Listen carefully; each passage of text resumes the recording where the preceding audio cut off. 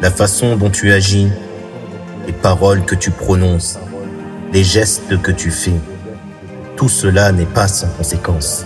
Les actes ont un impact.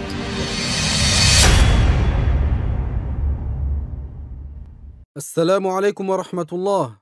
Je suis heureux de vous retrouver dans Les actes ont un impact, la chronique qui nous invite à peser chacun de nos agissements afin d'être bénéfiques pour nous-mêmes, nos familles, nos voisins et notre entourage en général. Nous sommes dans les derniers jours du mois de Ramadan.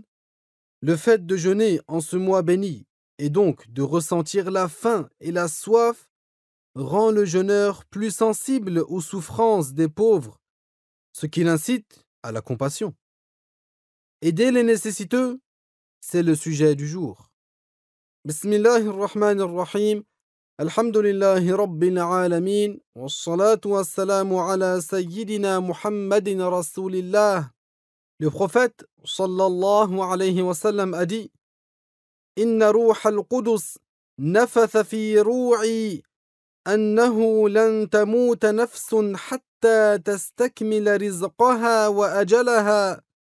فأجملوا في الطلب خذوا ما حل ودعوا ما حرم. Ce qui signifie, certes, Jibril a insufflé dans mon cœur que personne ne mourra avant que ne s'achève sa subsistance et son terme.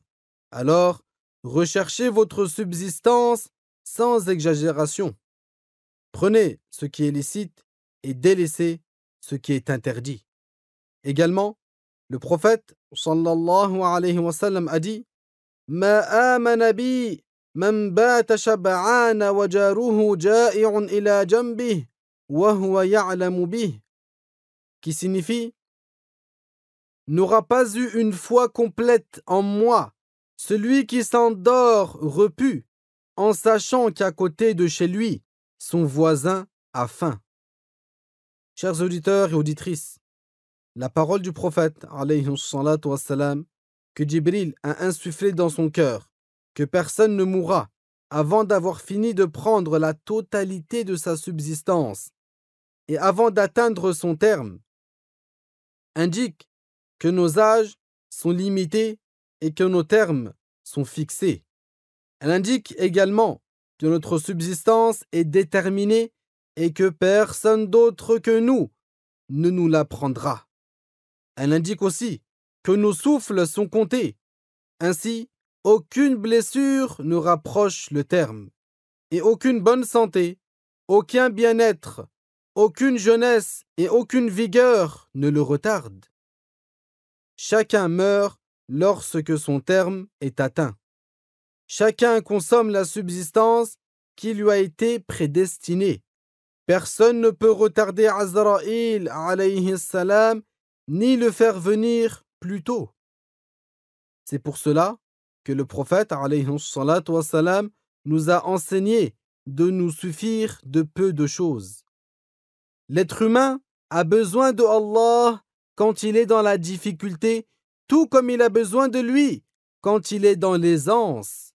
L'être humain a besoin de Allah en période d'épreuve, tout comme il a besoin de Allah en période de bien-être. Personne ne peut se passer de Allah, ne serait-ce le temps d'un clin d'œil.